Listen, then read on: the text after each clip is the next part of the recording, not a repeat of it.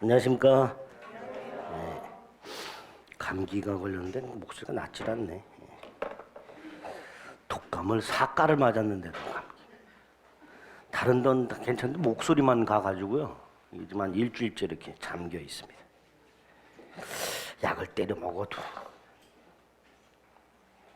소리 너무 질러서 그런가? 좀 듣기 불편하시더라도 양해를 좀 부탁드리겠습니다. 이 목소리가 더 낫죠? 아닌가? 더 낭낭하지 않나요? 혼자서 내피셜로. 자, 각서하고 대리 보고 있었습니다. 오늘은 99페이지 묵권 대리 할 차례죠. 대리는 자신이 직접 법률 행위를 하지 않고 타인을 통해서 법률 행위를 하는 형태라고 그랬습니다. 이렇게 대리인을 통하여 체결된 법률 행위가 본인에게 유효가 되려면 두 가지 요건이 필요하죠. 대리인에겐 정당한 대리권이 있어야 되고, 두 번째, 대리인이 대리 행위라는 걸 해줘야 된다고 했어요. 자, 이때 대리권과 관련해서는 특히 대리권의 범위하고 대리권의 제한, 대리권의 소멸 사유, 이런 것들이 핵심이었고요. 대리 행위와 관련해서는 어떤 식으로 할 것인가, 대리 행위 방식, 그 다음에 대리 행위 하자가 있을 때 누구를 기준으로 판단하느냐, 마지막으로 대리인에게는 행위 능력이 필요가 없다. 그 의미, 이 세 가지가 핵심이었습니다. 그 다음에 이제 복대리라는 걸 했죠. 대리인이 대리인 자신의 이름으로 선임한 본인의 대리인을 복대리라고 불렀습니다. 그죠? 그리고 이 복대리 경우에 복인권 및 책임과 복대리인의 지위라고 120조부터 123조까지 조문이 있었습니다. 그거를 이제 잘 이해해 주시면 된다 그랬어요. 자, 대리의 마지막 묵권 대리가 나왔습니다. 일단 묵권 대리는 이름 그대로 대리권이 없는 자가 대리 행위를 한 거예요. 그죠? 전형적인 묵권 대리가 되겠죠. 자, 이 묵권 대리는 광의의 묵권 대리가 있다. 넓은 의의 묵권 대리. 이 광의의 묵권 대리에 기본이 되는 협의의 묵권 대리가 있고 표현 대리가 있다고 그랬습니다. 표현 대리. 특히 표현 대리는 묵권 대리지만 본인에게 유효가 되는, 본인이 책임을 지는 그런 묵권 대리를 표현 대리를 한다 그랬습니다. 자, 협의의 묵권 대리는 또다시 가장 기본이 되는 게 계약에 있어서요. 계약. 두 번째, 계약 말고 단독행위가 있는데, 단독행위 중에서 상대방 있는 단독행위. 상대방 있는 단독행위 묵권 대리가 있고요. 마지막으로 묵권 대리인의 책임이 나오죠. 묵권 대리인이 상대방에게 일정한 책임을 지는 경우, 이런 것들이 협의의 묵권 대리 내용이 됩니다. 기본적으로 이런 뼈대가 있죠. 그 중에서 계약에 있어서 묵권 대리, 이게 이제 가장 중요하죠. 찬찬히 뼈대를 잡고 살펴보시면 됩니다. 그 내용이 99페이지이죠. 묵권 대리는 대리인이 대리 행위는 했지만 대리권이 없는 경우를 말한다. 예를 들어 갑이 을에게 아파트를 매각을 부탁한 적이 없음에도 불구하고 이렇게 되죠. 아파트 매각을 부탁하는 게 뭐예요? 수권행위죠. 그러니까 수권행위를 한 적이 없어요. 따라서 을에게는 대리권이 없습니다. 그럼에도 불구하고 을이 마치 갑으로부터 수권을 받은 것처럼 갑의 대리인이라고 칭하면서 병에게 아파트를 매각하는 이런 것들이 전형적인 묵권 대리 행위가 되죠. 밑에 있죠? 협의의 묵권 대리와 표현 대리. 일단 이렇게 뼈대를 잡고 가장 핵심이 되는 게 다음 페이지 협의의 묵권 대리 중에서 계약의 묵권 대리가 나옵니다. 좀 전에 말씀드렸듯이 갑에게 땅이 하나 있어요. 그런데 이 땅을 을에게 팔아달라고 부탁을 한 적이 없어요. 수권을 한 적이 없어. 그럼 을에게는 뭐가 없어요? 당연히 대리권이 없지요. 그럼에도 불구하고 을이 병과 대리 행위를 통해서 A 토지를 매각하는 경우, 이게 묵권 대리가 될 거예요. 그죠? 자, 을 아버지 땅을 몰래 갖다 팔아먹는 후레자식 생각하자 그랬습니다. 자, 이때 아버지 땅을 몰래 갖다 팔아먹는 후레자식 놈이 아버지 땅을 팔아먹을 때 방법이 몇 가지가 있어요.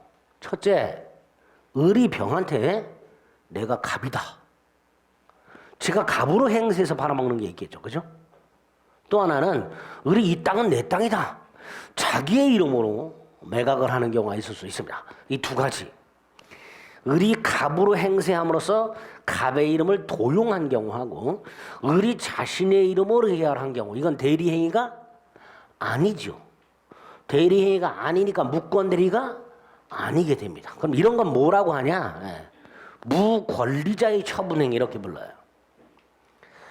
반면에 을이 병한테 A 토지를 매각을 할 때 갑의 이름으로 매각을 하는 경우 즉 갑을 위한 것임을 표시한 경우 요게 바로 뭐가 된다? 무권대리가 됩니다. 그래서 무권대리는 일단 뭐는 있어야 된다? 대리행위는 있어야 된다. 그리고 지난주에 대리행위를 봤죠? 대리행위가 되려면 요건이 뭐예요? 본인을 위한 것임을 표시. 그거는 있어야 된다. 이게 전형적인 계약에 있어서 협의 무권대리가 됩니다. 자, 일단 대리권이 없이 대리행위를 했기 때문에 이 A 토지 매매 계약은 갑에게 유효다, 무효다? 무효죠, 무효. 무효는 무효인데 불확정적 무효라고 그랬어요. 불확정적 무효. 불확정적 무효는 다른 말로 뭐라고 불러요? 유동적 무효라고 부른다고 그랬습니다. 일단은 갑에게는 아무런 효력이 없지만 갑이 선택을 할 수 있도록 해놨단 말이죠. 왜? 갑에게 이익이 되는 경우도 있을 수 있다 그랬습니다. 예를 들면 이게 1억짜리인데 아들놈이 뭐 한 3천에 팔았다. 그럼 갑의 입장에서는 이거 인정할 리가 없겠죠, 그렇죠? 헐값에 팔았으니까. 그러니까 이런 경우에는 갑은 나 이거 인정 못하겠다. 이렇게 하면 되죠. 추인 거절이라고 부릅니다. 나 이거 인정 못하겠다, 도저히. 내 눈에 흙이 들어갈 때까지는 절대로 인정 못해. 라는 말 하면 안 된다 그랬죠. 그런 말 하면 어른 아버지 갑 눈에 흙을 넣는 놈이라고 그랬으니까. 절대로 내 눈에 흙이 들어갈 때까지 이런 말 하면 안 돼요. 흙을 넣는 놈이야, 이놈은. 그러니까. 무조건 안 된다 그래야지. 어쨌든 이렇게 추인을 거절하게 되면 갑에게 무효로 확정이 됩니다. 갑에게 무효로 확정이 되죠. 반면에 2억짜리인데 3억에 팔았다. 그럼 아버님 입장에서는 뭐 싫다고 할 수도 있겠지만 인정할 수도 있단 말이죠. 일이 벌어지고 난 다음에 인정하는 걸 뭐라 그래요? 추인. 이렇게 추인을 하게 되면 갑에게는 유효로 확정이 된단 말이에요. 이렇게 계약에 있어서 협의 무권 내리는 그 결과가 본인에게 불이익한 경우뿐만 아니라 이익이 되는 경우도 분명히 있을 수 있기 때문에 우리 민법은 본인이 선택을 할 수 있도록. 그래서 무권 대리 행위는 본인의 추인 여부에 따라서 그 효력이 확정이 되더라. 따라서 추인도 추인 거절도 하지 않고 있다면 무효는 무효인데 아직 확정이 안 된 무효. 그걸 불확정적 무효 또는 유동적 무효 이렇게 부르는 거예요. 그죠? 그러면 이제 계약에 있어서 협의 무권 대리는 본인에게 추인권과 추인 거절권이 있구나. 당연히 추인이나 추인 거절에서 시험 문제를 내겠구나. 그죠? 추인에서 아주 시험 문제가 많이 나오죠.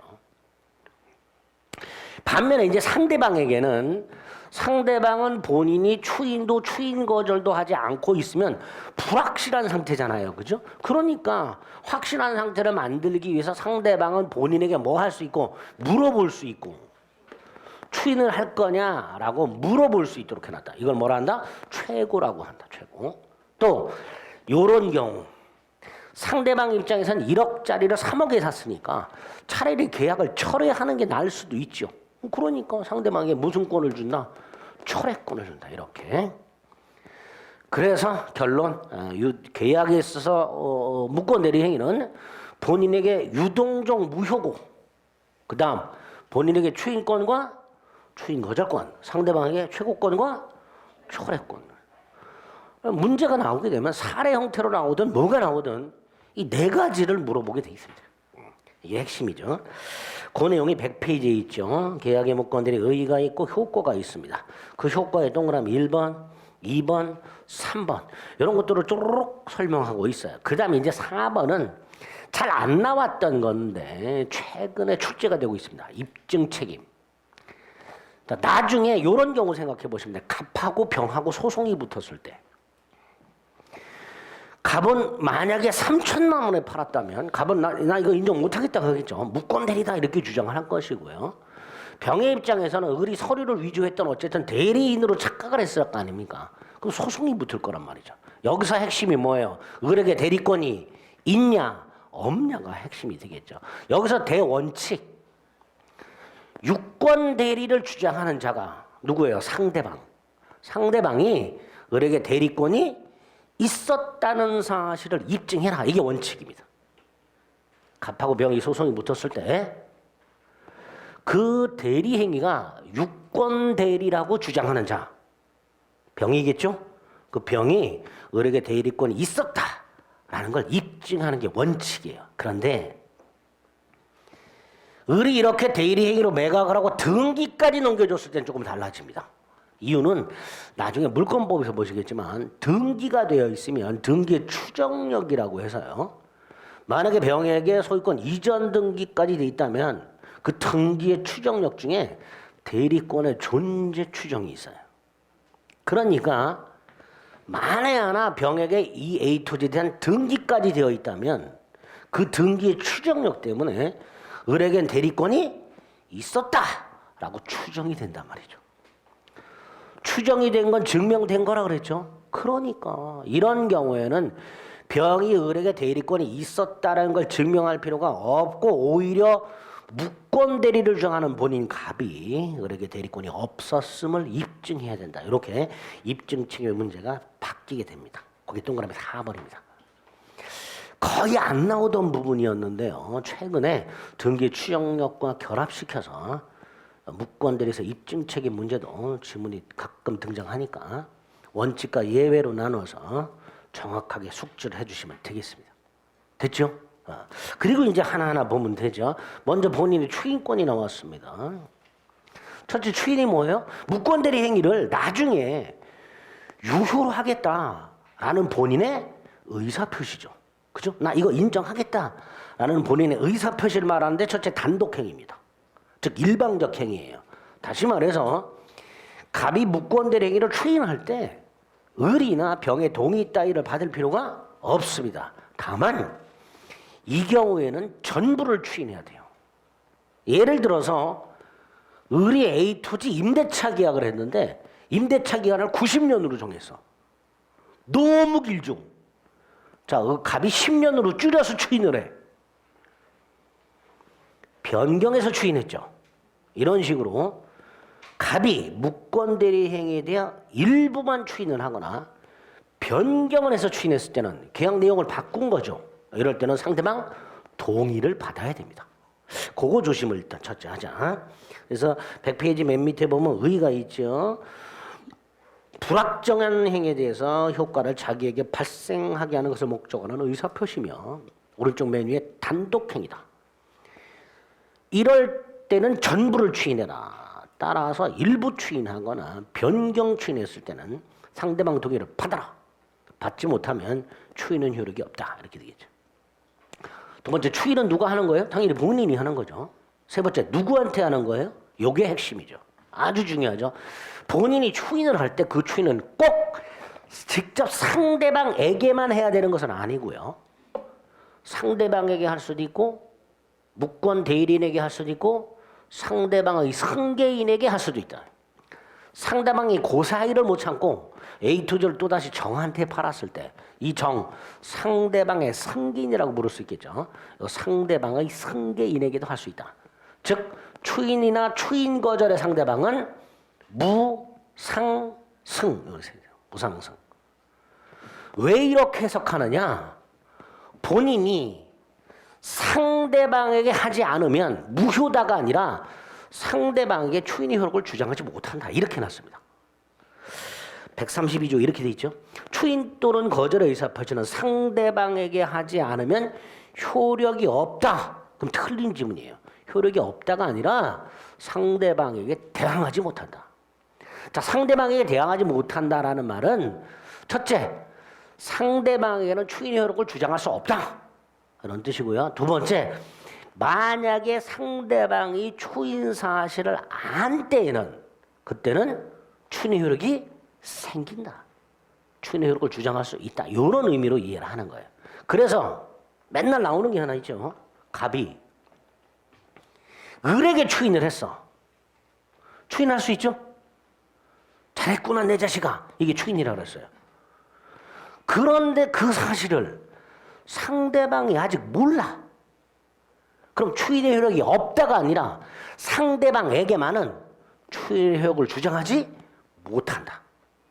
그래서 상대방은 뭐 할 수 있다? 철회할 수 있다. 요렇게 해석을 한다 그랬습니다. 그게 포인트죠. 디귿 추인의 상대방 132조 조문 정확하게 기억하시고요.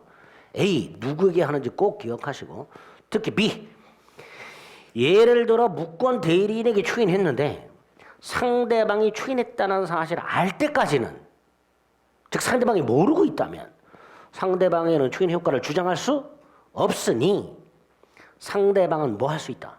철회할 수 있다. 요렇게 해석하고, 그게 시험지문에 아주 자주 나오죠. 리얼 추인은 의사표시고 의사표시는 명시묵시 불문하죠. 명시적으로 할 수도 있고 묵시적으로 할 수도 있고 분류식이죠. 구두로 할 수도 있고 서면으로 할 수도 있고 이렇게 되죠. 자, 추인을 하게 되면 소급해서 효력이 생긴다고 되어 있습니다. 자, 을이 병한테 팔아먹은 행위를 1월 10일 날 했고 갑이 1월 20일 날 추인을 했다. 그러면 이 대리행위는, 무권 대리행위는 1월 10일부터 갑에게 유효가 되는 거죠. 계약시에 소급해서 유효가 된다. 계약시에 소급해서. 자, 그러다 보면 제3자 권리를 침해할 수가 있죠. 소급표가 인정이 되면 침해받는 제3자가 있을 수 있습니다. 자, 단서에서 뭐라고 해놨어요? 제3자 권리를 해야지 못한다. 자, 여기서 이 제3자가 누구냐? 제3자, 첫째, 갑하고 거래한 자. 누구하고 거래한 자? 갑하고 거래한 자. 두 번째, 추인 전에 거래한 자. 무권 대리 행위 이후 추인 전 거래한 자. 시간적 제한이 있어요. 여기서 보호되는 제3자는 범위가 제한됩니다. 첫째, 누구하고 거래한 자? 본인과 거래한 자. 두 번째, 언제 거래한 자? 무권 대리 행위 이후 추인 전. 세 번째, 자, 요 상황을 가만히 들여다보면요. 여기 보세요. 매매가 두 개가 있죠. 갑이 추인하면 10일부터 효력이 생기니까 이게 제1매매죠. 이건 제2매매죠. 이중매매죠. 누가 소유권 취득해요? 먼저 등기한 자가. 따라서 얘가 보호를 받으려면 얘는 뭘 갖추고 있어야 된다? 등기를 갖추고 있어야 된다. 만약에 무가 등기를 갖추지 못하고 있다면 얘는 보호받지 못합니다. 갑의 입장에서는 평에게 등기를 넘겨줘도 상관이 없게 됩니다. 그래서 정리, 본인이 무권대리 행위를 추인했을 때 제3자 권리는 해야지 못한다라고 되어 있는데, 이때 제3자가 되기 위한 요건, 다시 한번 세 가지. 본인과 거래한 자, 무권대리 행위 이후 추인 전 거래한 자, 세 번째, 등기를 갖춘 자. 요 놈이 보호되는 제3자가 되는 거예요. 그리고 추인 전에 거래했죠. 그러니까 본인이 추인했다는 사실에 대한 선악이 있을 수 없지요. 그러니까 그냥 제3자라고 되어 있죠. 선의의 제3자가 아니라 그냥 제3자. 예? 보호되는 제3자. 아마 제가 처음 얘기한 거예요, 거의. 그죠? 저 자식이 처음 얘기하는 게 너무 많죠? 5, 6월 달에 괜찮아. 이럴 때 한번 들어두면 기억이 오래가. 자, 추인 효과 133조. 계약시 소급해서 효력이 생기다. 그러나 제3자 권리는 하지 못한다. 그러니까 소급표가 있고 제3자 보호되는데, B 보호되는 제3자는 등기 따위를 갖춰야 되고 선악을 불문한다. 그죠? 다음 페이지에 얘가 쭉 나와 있죠. 무권대리 늘이 건물에서 계약을 하고 나서 갑이 건물을 정에게 팔고 등기까지 해준 다음에 추인. 이때 정을 말하는 거죠. 누가 하고 거래했어요? 본인과. 언제 거래했어요? 무권대리 이후 추인 전. 뭘 갖춰요? 등기. 이런 애들이 보호되는 제3자가 됩니다. 됐죠? 자, 추인을 했어요. 본인에게 유효가 됩니다. 그럼 이게 유권 대리로 바뀌느냐? 아니죠. 본인의 추인은 사후 대리권 수여가 아니에요. 무권 대리고 효력만 본인에게 발생할 뿐입니다. 그게 C. 그다음에 B읍에 있는 건 아까 추인은 명시묵시 불문한다 그랬잖아요. 그죠? 여기서 우리 대법원이 추인이 아니라고 보는 게 있단 말이죠. 그게 뭐예요? 시옷. 추인에 해당하지 않는 것. 1번, 2번. 무권대리 행위를 장기간 방치한 경우. 두 번째, 무권대리 행위는 서류 위조 같은 형사범죄가 되는 경우가 많아요. 이럴 때 본인이 형사고소하지 아니한 채 장기간 방치한 경우. 이런 거 추인이라 할 수 없다. 그 추인이 아닌 거 두 개 딱 기억을 해두시면 되겠습니다. 추인에서 나올 수 있는 지문들은 지금 다 체크해 본 거예요. 크게 어렵지 않으니까 정확하게 숙지를 해주시기 바랍니다. 추인 거절은 두 가지만 기억하면 돼요. 하나는 무효로 확정이 된다는 거 하고요. 또 하나가 뭐예요? 상속. 본인이 추인도 추인 거절도 하지 않은 상태에서 뒷목 잡고 쓰러져서 사망을 했어. 그리고 이 후레자식 놈이 단독으로 상속을 받았어. 공동 상속 안 나옵니다. 항상 단독 상속 나옵니다. 갑이 사망을 하고 대리인이 무권 대리인이 본인의 지위를 단독으로 상속했을 때 이때 요 놈은 본인이 갖고 있던 추인권과 추인 거절권도 상속을 받겠죠. 자, 여기서 추인 거절은 할 수 없다. 추인 거절하는 것은 금반환의 원칙, 실이치게 반한다. 애초에 어른 병한테 대리인이라고 칭하고 계약을 했지 않냐. 근데 나중에 자기는 무권대리라고 말을 바꾸면 된다 안 된다? 안 된다. 자, 이때 요게 사례 형태로 한번 나온 적이 있어요. 찬찬히 한번 생각해 봅니다. 우리 무권대리에게로 매각을 하고 등기를 넘겨준 상태에서 무효죠. 일단 갑이 추인도 추인 거절도 하지 않은 상태에서 사망을 하고 을이 단독으로 상속을 받았어요. 자, 여기서 첫째, 이 매매 유효 무효. 매매 유효 무효. 여전히 무효. 왜? 본인이 추인도 추인 거절도 하지 않았으니까. 계약은 여전히 무효. 1번. 2번. 을은 병에게 추인 거절할 수 없다. 구체적으로 말소 등기를 청구할 수 없다. 따라서 병등기는 뭐로 바뀐다? 유효로 바뀐다. 그래서 병은 소유권을 취득한다. 이게 판례예요. 그 단계별로 정확하게 기억하셔야 돼요. 갑이 추인도 추인 거절도 하지 않은 상태에서 사망을 했을 때 첫째, 계약은 무효다. 무효입니다. 그러나 그런 병에게 말소 등기를 청구할 수가 없습니다. 따라서 병등기는 뭘로 바뀐다? 유효로 바뀝니다.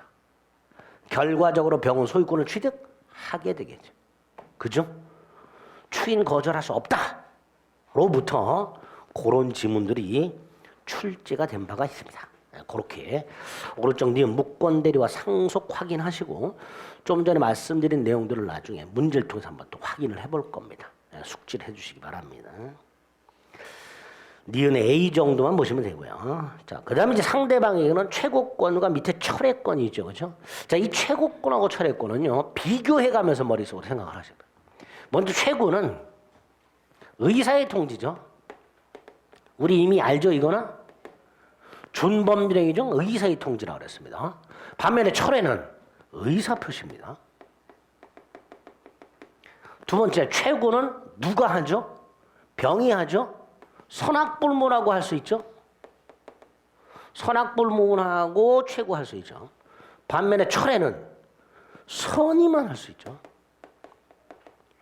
이거 왜 구별해요? 최고 보세요. 선악을 구별하고 있질 않아요. 그런데 맨 밑에 철회는 뭐 돼 있어요.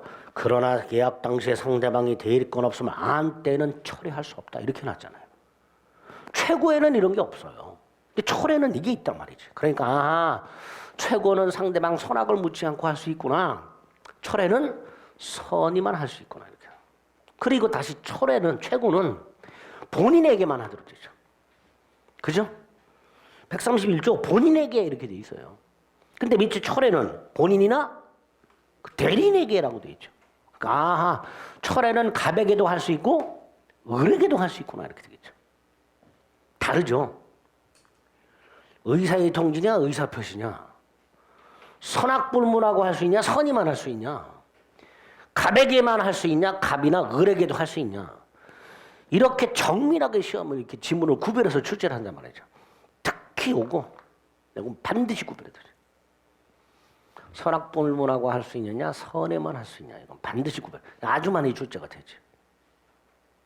그다음 최고는 준법예령이니까 최고 환자의 의사와는 상관없이 법률 규정에 따라서 일정한 효과가 생기죠. 그 효과를 벌써 규정해 놨어요. 뭐라고? 본인이 확답을 바라지 아니한 때 추인을 거절한 것으로 본다. 발신주의를 취하고 있고 거절한 것으로 추정한다가 아니라 본다라는 거. 조문을 정확하게 숙지하셔야 됩니다.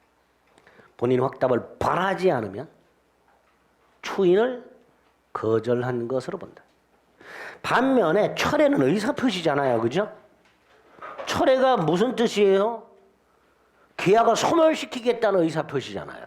그러니까 상대방이 철회를 하면 계약은 확정적 무효가 돼버리고 확정적 무효가 됐으니까 본인은 추인할 수가 없죠. 그리고 뒤에서 보는 135조 책임도 성립하지 않게 됩니다. 그게 철회 효과가 되겠죠. 103페이지에 보면 최고권 조문 확인하시고 니은의 법적 성질, 디귿의 최고권자, 비 누구에게 하는가, 그 다음에 미음의 최고 효과 이런 것들 확인하시면 되고요. 철회도 조문 확인을 하고 다음 페이지 성질 의사표시, 디귿 누가 할 수 있냐 선의만, 누구에게 할 수 있냐 본인에게 할 수도 있고 그 무권 대리인에게 할 수도 있고, 리을 철회와 본인의 추인은 상극이라 그랬죠. 원칙이 있죠. 본인이 추인을 먼저 했다 상대방은 철회하지 못한다. 상대방이 먼저 철회를 했다 본인은 추인하지 못한다. 이게 대원칙. 근데 예외. 아까 봤던 거 본인이 누구한테 추인을 했고 무권 대리인에게 먼저 추인을 했고 근데 상대방이 아직 그 사실을 모르고 있다면 상대방은 뭐 할 수 있다. 철회할 수 있다. 예외. 그거 기억하셔야 되죠. 그 리얼의 철회의 시간적 한계가 될 것이고요. 미음 철회 효과 확정적 무효가 되므로 본인은 추인할 수 없고 하나 더 135조 책임은 성립하지 않는다. 무권대리인 책임은 성립하지 않습니다. 이따가 보시겠지만 135조 무권대리인 책임 중에 하나가 뭐예요? 계약 이행 책임이란 게 있죠. 그죠? 계약 이행 책임을 추구하려면 계약은 살려놔야 되잖아요. 근데 상대방이 계약을 철회해놓고 무권대리인의 계약을 이행하라고 책임을 추궁할 수는 없단 말이죠. 그러니까 상대방이 계약을 철회했을 때 무권대리인 책임은 성립하지 않게 됩니다. 이렇게 본인의 추인권, 추인거절권, 상대방의 최고권, 철회권 올해도 출제가 됩니다. 철저히 봐주셔야 됩니다. 그 다음 이제 135조 책임이 남았죠. 무권대리인의 상대방에 대한 책임. 135조 책임은 첫째, 어떤 경우에 이 책임이 성립하는가? 요건. 책임이 성립하기 위한, 책임이 발생하기 위한 요건 총 5개. 5개. 조문 및 해석을 통해서 학자들 및 대법원이 135조 무권대리인 책임이 성립하려면 5가지 요건이 필요하다라고 요건을 만들어 놨어요. 다 외워야 되죠? 아니야, 2개만 외우면 돼요. 일단 첫째, 의리 대리권을 증명하지 못하고, 의리 대리권을 증명하지 못하고 무슨 뜻? 무권 대리고 이런 뜻이죠. 그죠? 조문에는 의리 무권 대리고라고 안 돼 있고요. 대리권은 증명하지 못하고 이렇게 놨어요. 그 말은 의리 무권 대리고라는 뜻이에요. 앤더 추인을 얻지 못했어. 본인이 추인을 거절했어. 대리권을 증명하지 못하고 추인을 얻지 못했어. 두 번째 저거 표현대리 성립하면 돼요 안 돼요? 안 돼요. 표현대리가 성립하면요 본인이 책임지면 돼.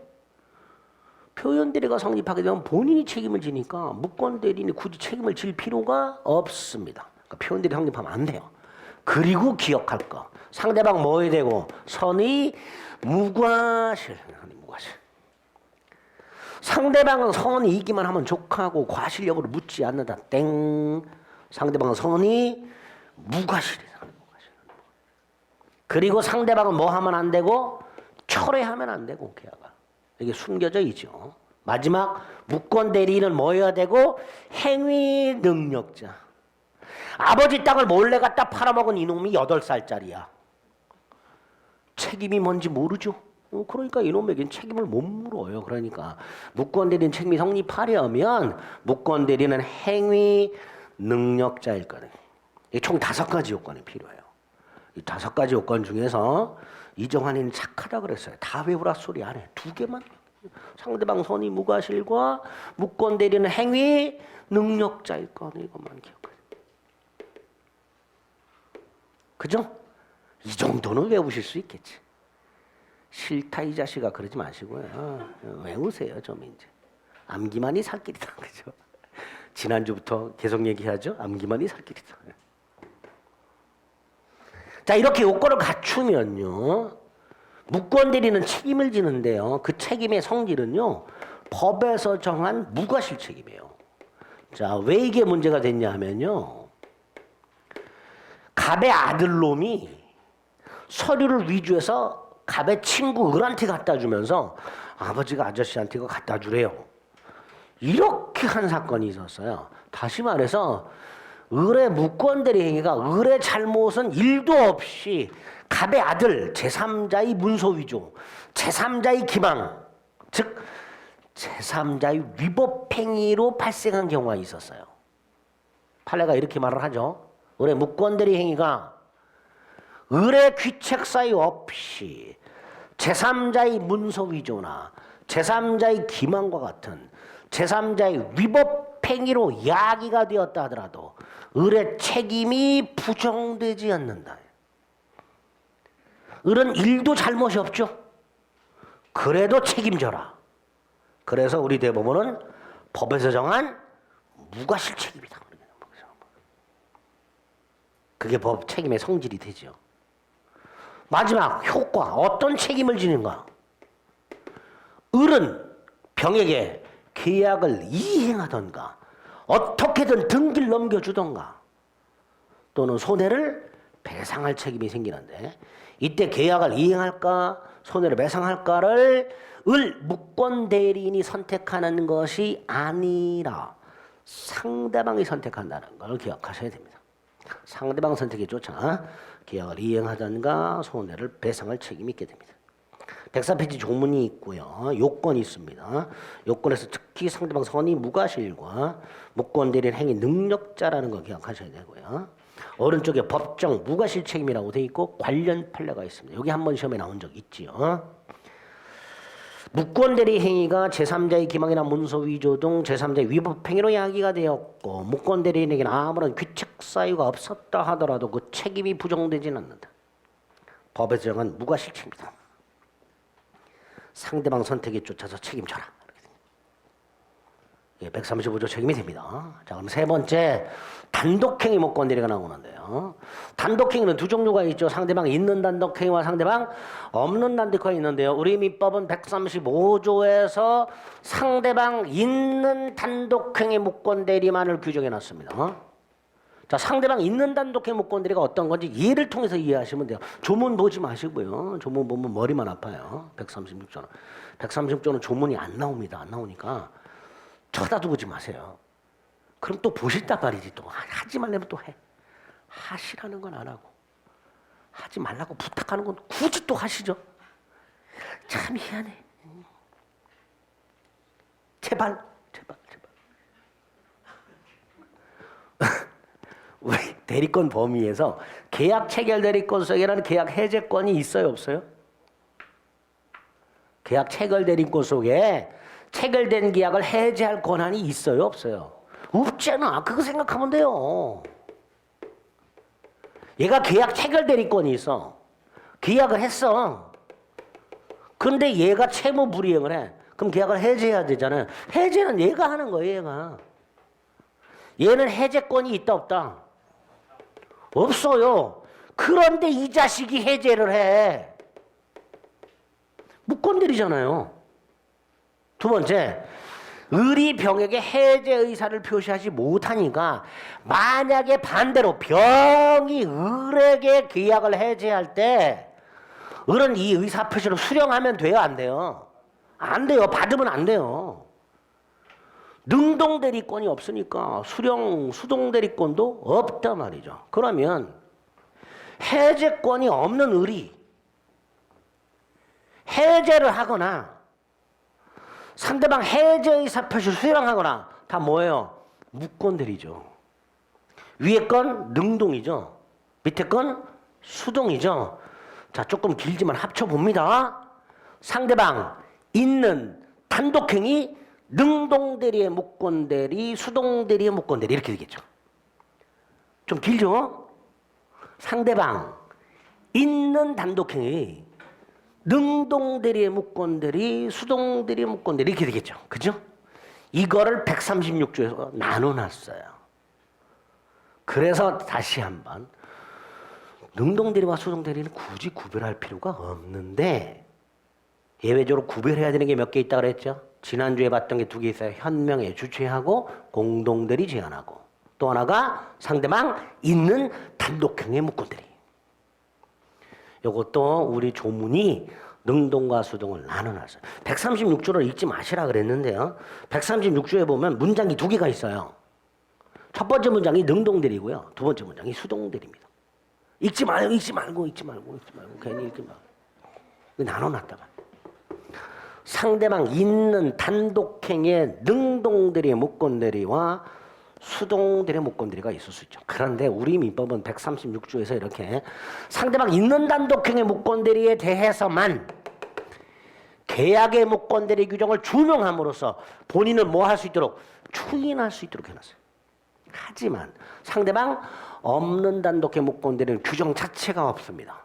학자들은 법원은 이렇게 해석을 하죠.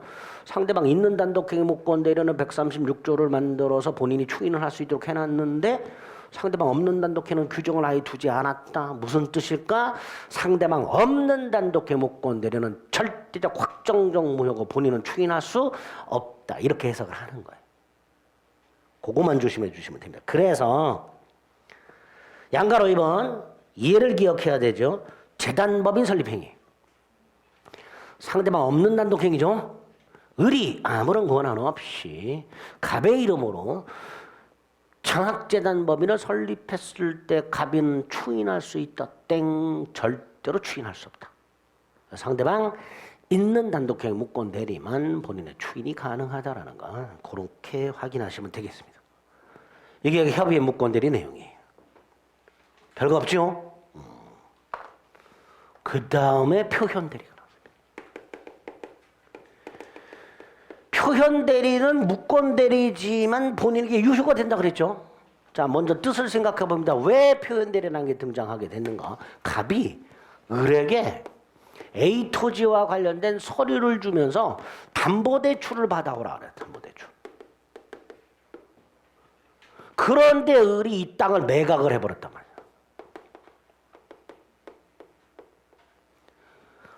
은행 가서 담보대출 받아오라고 서류를 줬더니 을이 매각을 해버렸단 말이야. 무권대리죠. 그죠? 그런데 병이 무권대리라는 사실을 전혀 몰라.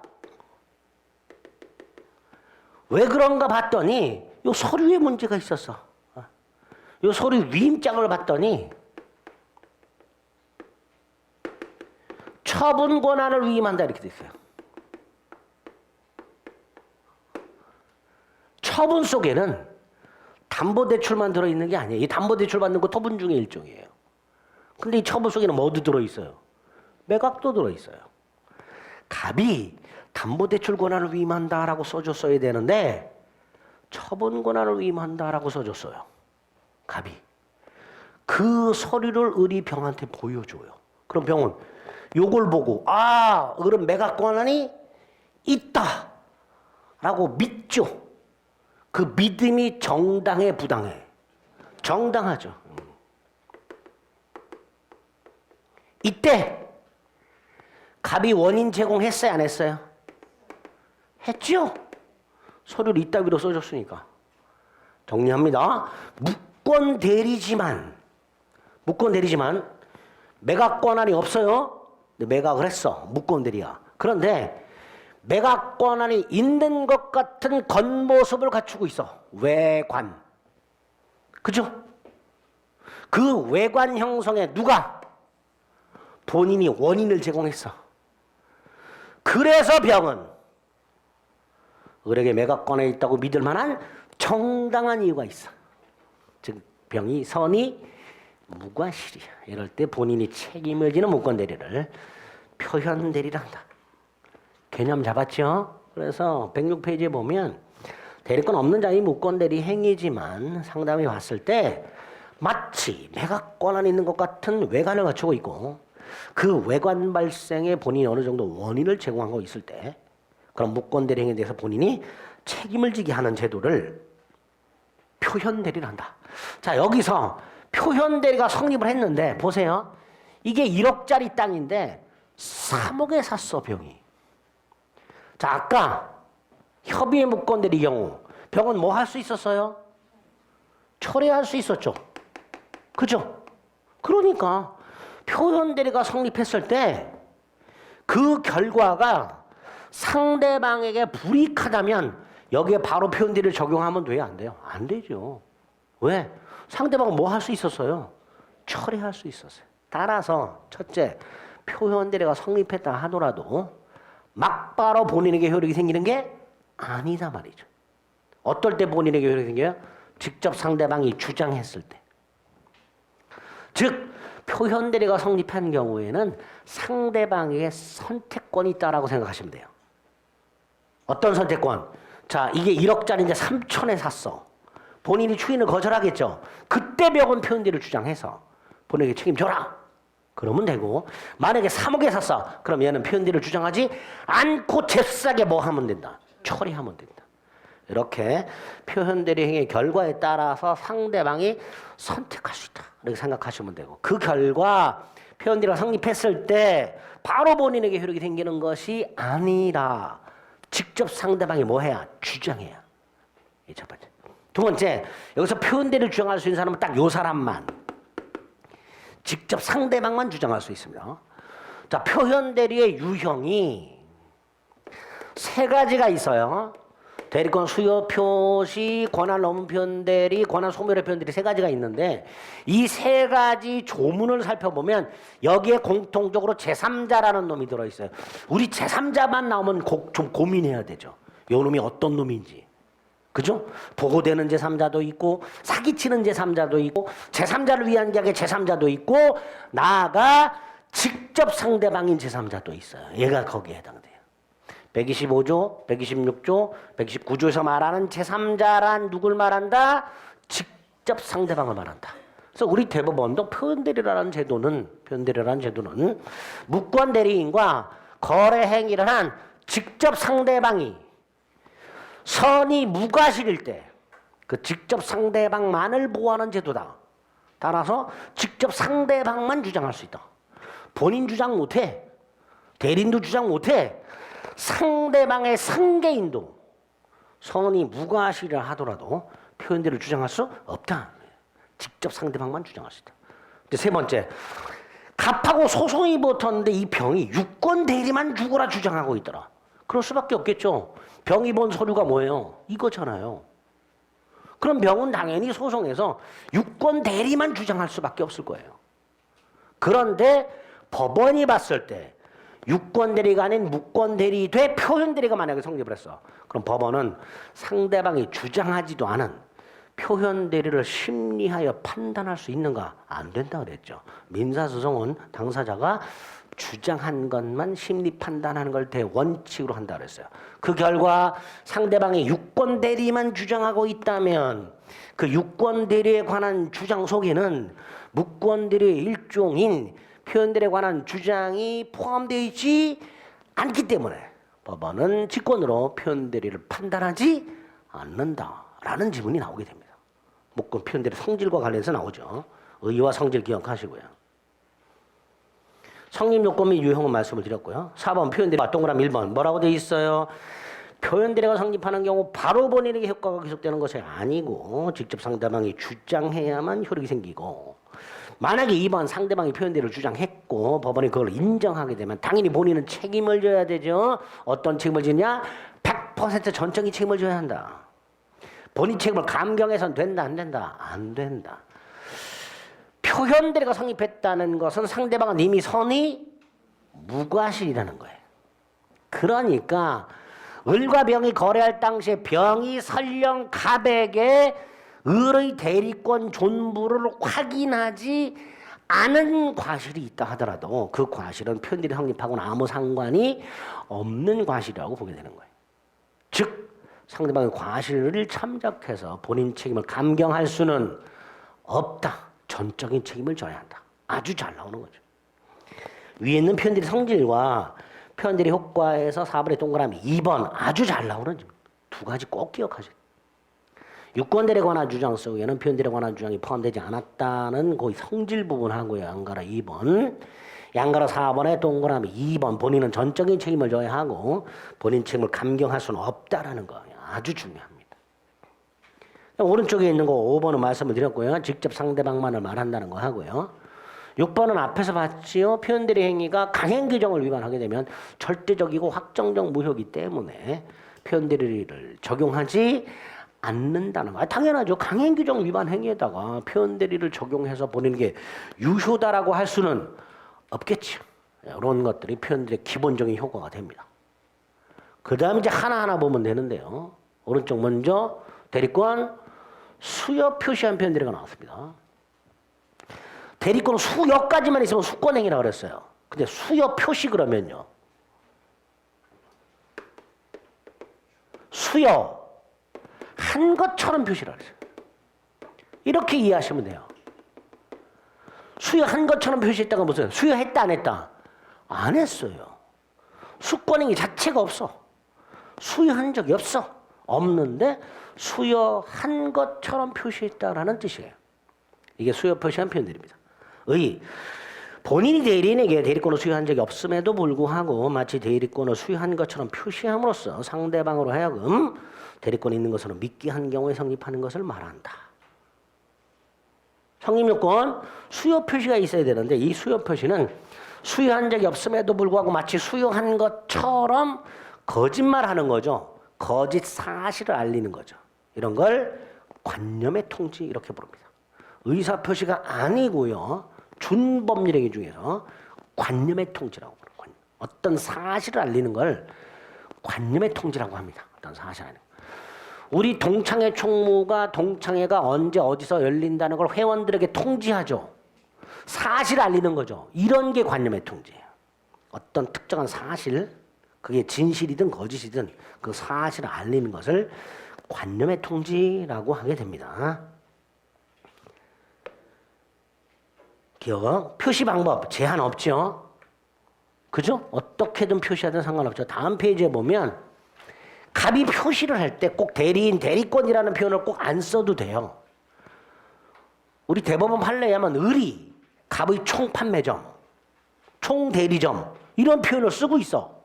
갑이 그걸 묵인하고 있어. 이것도 뭐다? 수여 표시다. 이렇게 보게 됩니다. 그래서 다음 페이지에 보면 관련 판례가 있죠.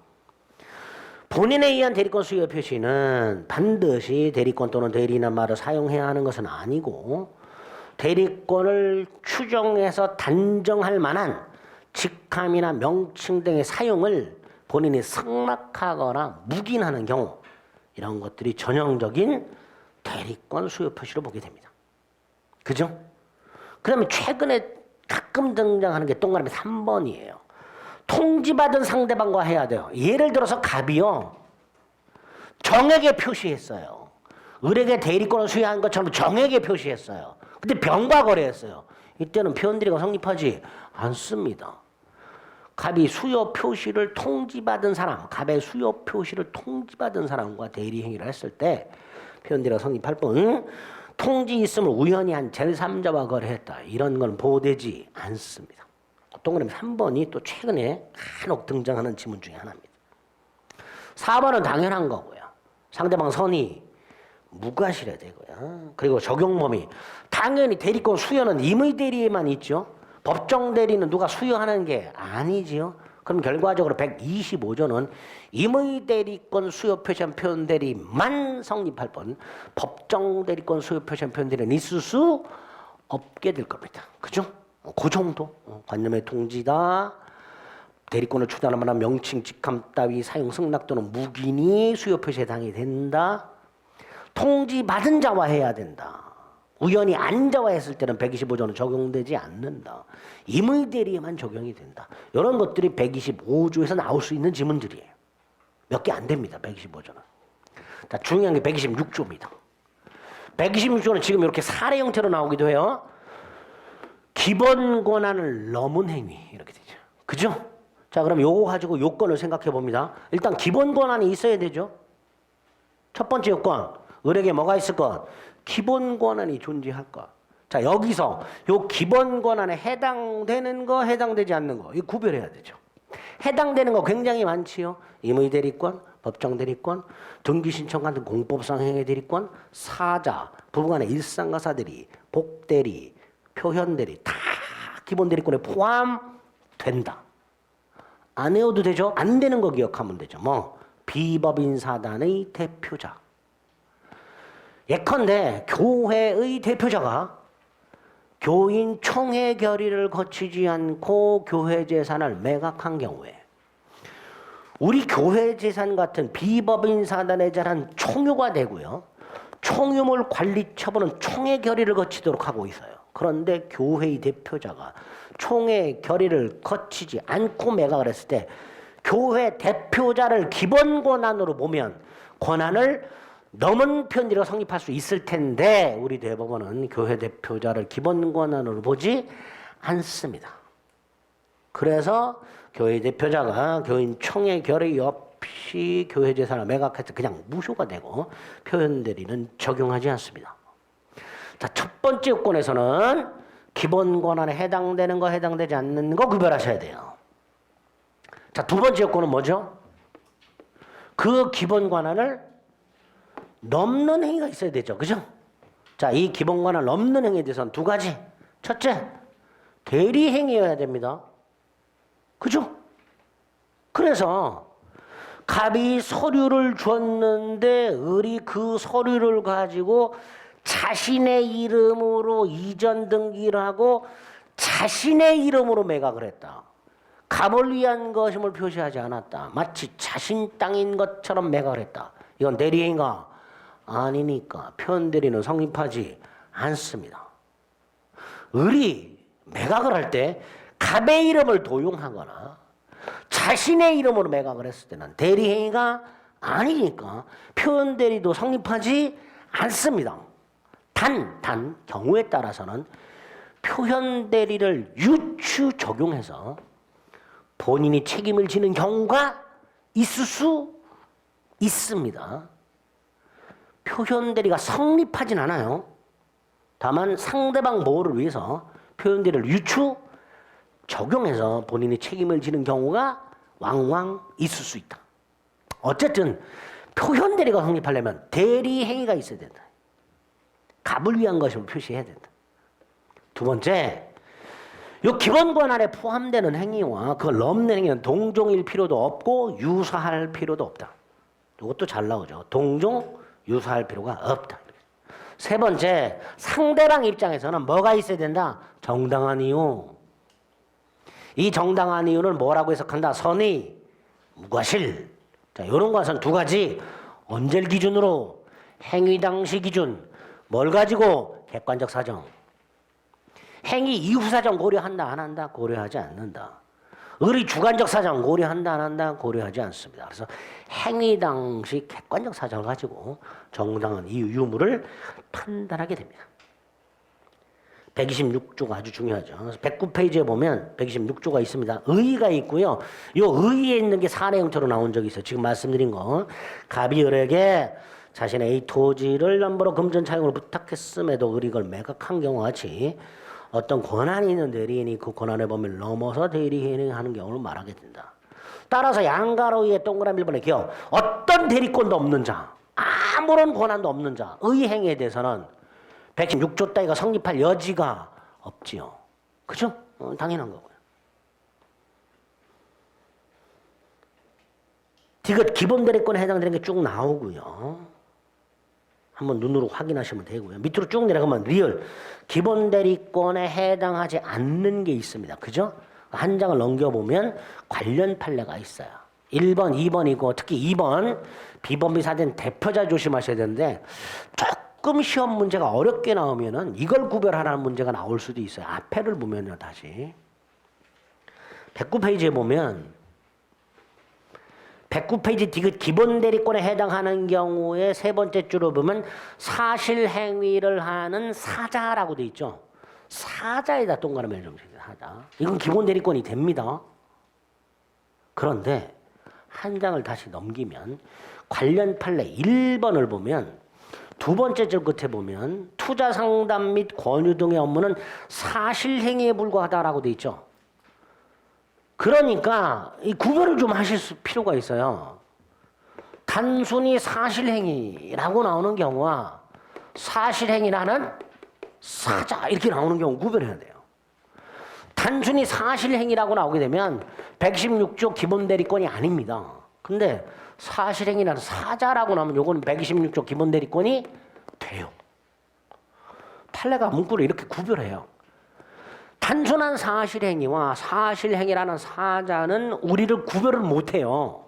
우리는 구별 못해요. 구별 못하는데 문장으로 구별해서 출제를 합니다. 단순한 사실행위라고 나오는 경우와 사실행위라는 사자라고 나오는 경우를 구별하시면 돼요. 이렇게만 구별하시면 돼요. 구별하실 수 있겠죠? 아니, 안 해도 돼. 틀리면 되지 뭐.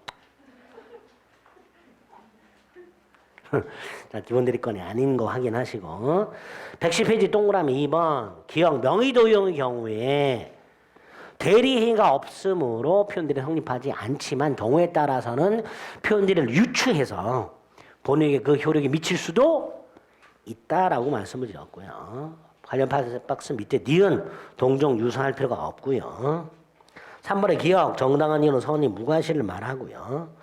니은 정당한 이유 판단 기준 및 시기에 와서 관련 판례 1번 계약 성립 당시 재반 사정을 객관적으로 판단. 2번 계약 성립 이후 사정은 고려할 것이 아니다. 계약 성립 이후 사정 고려하면 된다 안 된다? 절대로 안 된다. 그죠? 그 정도 확인하시면 되겠습니다. 자, 마지막에 오른쪽 대리권 소멸의 표현들인데요. 여기 한번 보세요. 갑이 이렇게 담보대출을 받아오라고 서류를 줬어요. 근데 을이 일을 안 하고 맨날 땡길거려요. 그래서 갑이 수권행위를 철회했어요. 그럼 대리권 소멸했죠. 근데 갑이 서류를 회수를 안 했어요. 그래서 을이 그 서류를 가지고 담보대출을 받았어요. 갑이 수권행위를 철회했으니까 을은 대리권이 소멸했잖아요. 그런데 갑이 회수하지 않은 서류를 가지고 을이 담보대출을 받아버렸단 말이죠. 뭐라고 얘기해요? 소멸한 대리권의 범위 내. 그죠? 소멸한 대리권의 범위 내. 이게 126조 구조가 되는 거죠. 근데 문제가 생겼어요. 이 서류를 가지고 을이 매각을 해버렸어요. 그러면 소멸한 대리권의 범위 왜죠? 이때는 몇 조? 126조. 이거 헷갈리면 안 돼요. 예전에 시험 문제가 어떻게 나왔냐면 여기 잠깐 보세요. 찬찬히 129조 권한 소멸 후의 표현들에 관한 설명이다. 틀린 것은 이런 식으로 문제가 나왔고요. 지문 중에 소멸한 대리권의 범위를 넘은 경우에도 성립한다. OX. 문제 자체가 뭘 물어봤어요? 129조를 물어봤어요. 그런데 지문 중에 소멸한 대리권의 범위를 넘은 경우에도 성립한다라고 지문이 나온 적이 있어요. 틀린 지문이 되는 거죠. 소멸한 대리권의 범위를 넘으면 129조가 아니라 몇 조? 126조. 그래서 불행하게도 125조, 126조, 129조가 어떤 건지까지 기억을 하셔야 돼요. 네? 시험 지문에 그냥 126조, 129조만 나오는 경우도 있어. 출제하는 놈들이 여러분을 괴롭히려면 제 126조의 표현들이 129조의 표현들이라고만 나오는 경우가 있어요. 물론 친절한 사람들 이정 같은 애들은 써주죠. 126조 권한 넘은 129조 권한 소멸 이렇게 써줘요. 저 같은 사람은 착해서. 근데 거지 같은 놈들은 그냥 126조의 표현들이 129조의 표현들이 라고만 출제하는 또라이들이 있단 말이죠. 어쨌든 111페이지 보면 요건 봅니다. 기본 대리권 있다가 소멸해야 되고요. 동그라미 2번. 그 과거의 대리권 범위 네. 그죠? 그래서 뭐라고 돼 있어요? 만약 소멸한 대리권의 범위를 넘었다 그럼 뭐다? 129조가 아니라 126조 표현들이라고 성립한단 말이에요. 그죠? 상대방은 대리권 소멸에 대해서 선의 무과실효해야 되고요. 그 다음에 129조와 같이 그 4번 하나 더 체크합니다. 대리인이 대리권이 소멸한 후에 복대리로 선임한 경우 그 복대리인의 행위에 대해서도 119조 권한 소멸의 표현들이를 인정하고 있다라는 거. 이렇게 세 가지 표현들이가 있다. 그 중에서 126조가 핵심이고요. 그 몇 가지 출제되는 거 위주로 확인하시면 돼요. 표현들이는 내용이 좀 어려워요. 무권대리도 그렇고. 다만 깊이 있게 지문이 나오지 않으니까 기본이 되는 거 위주로만 정리해 주시면 충분히 맞출 수 있습니다. 됐죠? 대리까지 살펴봤습니다. 잠시 쉬었다가 무효 취소 보겠습니다.